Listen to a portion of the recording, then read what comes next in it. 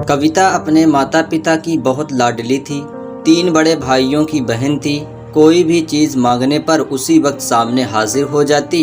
पूरे घर में रौब था उसका। पूरे परिवार और नौकरों पर राजकुमारी की तरह हुक्म चलाती थी कविता। स्कूल में भी पूरा रौब था उसका। बड़े घर की लाडली जो थी वो। जैसे ही उसने कॉलेज में दाखिला लिया, उसके शान शौकत, बड़ी गाड़ियों में आना जाना, हर दिन नए फैशन देखकर हर कोई उससे दोस्ती करना चाहता था। थोड़े ही दिनों में उसके बहुत से दोस्त बन गए। पूरे कॉलेज में उसकी एक ही अपनी पहचान थी। इन दिनों उसके घर पर एक रिश्ता आया। खानदानी लोग थे और पापा की पुरानी जान पहचान थी उनके साथ। कविता के साथ कोई ज़बरदस्ती नहीं थी, पर कविता ने फिर भी हाँ कर दी, क्योंकि वो अपने परिवार से बहुत प्यार करती थी। वो जानती थी कि वो लोग उसका अच्छा ही सोचेंगे। लड़के का नाम राज था। राज काफ़ी पढ़ा लिखा और समझदार लड़का था। ससुराल वाले भी बहुत अच्छे थे। ससुराल में कविता की जगह वैसी ही थी जैसे कि मायके में। कोई भी कार्य कविता की सलाह के बिना नहीं होता था। सबकी लाडली बहू बन गई थी वो। फिर उसके घर पर एक बेटे का जन्म हुआ, राहुल। कविता को जान से प्यारा था। पोता पाकर ससुराल वाले तो फूले नहीं समाते थे। कविता कभी कभी सोचती थी कि उसकी किस्मत कितनी अच्छी है। उसका हर अपना उसे कितना प्यार करता है। चाहे जीवन में कैसा भी समय आए, मेरे अपने हमेशा मेरे साथ हैं। मैं कभी अकेली नहीं हो सकती। कितना खुशकिस्मत हूँ मैं। पर शायद कविता की खुशियों को उसकी अपनी ही नज़र लग गई थी। एक दिन वो मायके जाने की जिद कर बैठी। राज को बहुत काम था, लेकिन वो फिर भी उसे ले गया। रास्ते में उनकी गाड़ी अन्य गाड़ी से टकरा गई। कविता, राज और राहुल बहुत बुरी तरह से जख्मी हो गए। काफ़ी दिनों के इलाज के बाद राज और राहुल तो ठीक हो गए, लेकिन कविता पूरी तरह ठीक ना हो सकी। सर पर चोट लगने के कारण वो अपनी आंखों की रोशनी खो बैठी। अब कविता की किस्मत जैसे उल्टे पांव चलने लगी। मायके वाले कुछ दिनों तक उसे मिलने आते रहे, फिर कभी कभार फ़ोन ही करके पूछ लेते कि अब कैसी हो।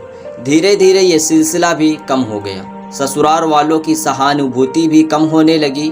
घर में किसी को पास बैठने के लिए कहती तो जवाब मिलता, बहुत काम है, अब तुम भी हाथ नहीं बटा सकती। राज भी चिड़चिड़ा हो गया था। बस राहुल ही था उसके साथ, जिसके साथ हंसते खेलते उसका वक्त गुजरता। एक दिन कविता के हाथ से कुछ सामान गिर गया, जिसकी वजह से राहुल को हल्की सी चोट लग गई।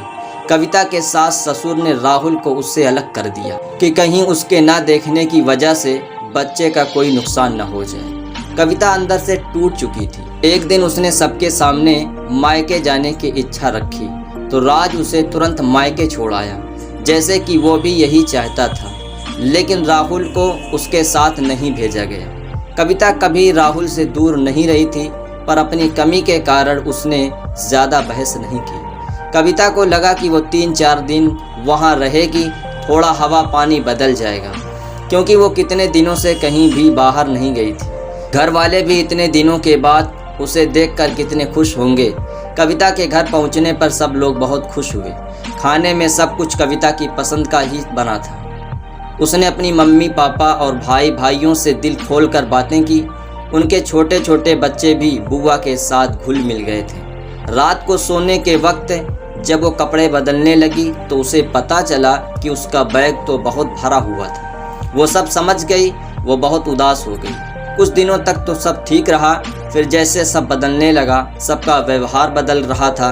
वो लोग जैसे थक चुके थे उससे, सब लोग घुमा फिरा कर पूछने लगे कि राज कब आ रहा है उसे ले जाने। वो बहाना बना देती, जबकि वो जानती थी कि उस घर में अब उसके लिए कोई जगह नहीं। कविता से चलते वक्त कुछ न कुछ नुकसान हो जाता। थोड़ी बहुत टोका टाकी उसे सुनाई देती, वो टाल देती। एक दिन उसके हाथ से लगकर एक कीमती फूलदान टूट गया। छोटी भाभी ने बहुत हंगामा मचाया। कविता के माता पिता रोज़ रोज़ के झमेलों से तंग आ गए थे। उन्होंने राज को खुद से फ़ोन कर दिया। राज कविता को अपने घर ले गया। कविता को अपने परिवार वालों से ये उम्मीद ना थी। जिस कविता के कहे बिना घर में एक पत्ता भी नहीं हिलता था, उस घर के लिए वो अब बोझ बन चुकी थी। राज के साथ ससुराल आते वक्त वो बहुत खुश थी, क्योंकि वो अपने घर जा रही थी, अपने जिगर के टुकड़े राहुल के पास। परंतु ये खुशी भी कुछ पल की ही थी। सारा बंदोबस्त पहले ही किया हुआ था। कविता को सीधे ऊपर वाले कमरे में पहुंचा दिया गया। राहुल से दूर रहने की सख्त चेतावनी दी गई। एक काम वाली लता उसकी जिम्मेदारी सौंपी गई, जो उसके खाने पहनने जैसी ज़रूरतों का ध्यान रखती। कविता ज़्यादातर चुप ही रहती। कभी कभी काम वाली लता से थोड़ा बतिया लेती।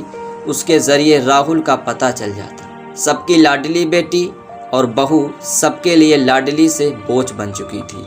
वीडियो अगर अच्छी लगी तो वीडियो को लाइक कीजिएगा। चैनल पर पहली बार आए तो चैनल को सब्सक्राइब कीजिएगा। Thanks for watching this video.